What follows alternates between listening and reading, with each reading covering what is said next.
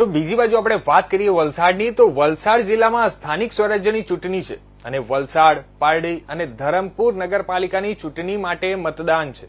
વલસાડ નગરપાલિકાના કુલ 11 વોર્ડની કુલ 44 બેઠકો પર ચૂંટણી જાહેર થઈ હતી, જેમાં અગાઉથી જ 7 બેઠકો ભાજપના ફાળે બિનહરીફ જાહેર થઈ છે. આથી બાકી બચેલી 37 બેઠકો પર ચૂંટણી યોજાઈ રહી છે, જે માટે ભાજપ, કોંગ્રેસ અને અપક્ષ સહિત 105 ઉમેદવારો ચૂંટણી મેદાનમાં છે. જેના માટે વલસાડના 109 મતદાન મથકો પરથી 98,467 મતદારો ઉમેદવારોના ભાવિનો ફેસલો કરશે. વલસાડમાં કુલ 109 મતદાન મથકો છે, જે વલસાડમાં 21 સંવેદનશીલ મતદાન મથકો છે અને પારડી નગરપાલિકાની કુલ 7 વોર્ડની 28 બેઠકો માટે ચૂંટણી જાહેર થઈ હતી, જેમાંથી 1 બેઠક ભાજપના ફાળે બિનહરીફ થતા 27 બેઠક પર ચૂંટણી માટે મતદાન યોજાઈ રહ્યું છે.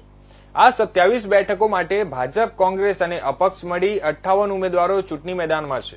ત્યારે શહેરના 32 મતદાન મથકો પર મતદાન થઈ રહ્યું છે, જેમાંથી 12 મતદાન મથકો સંવેદનશીલ જાહેર કરવામાં આવ્યા છે.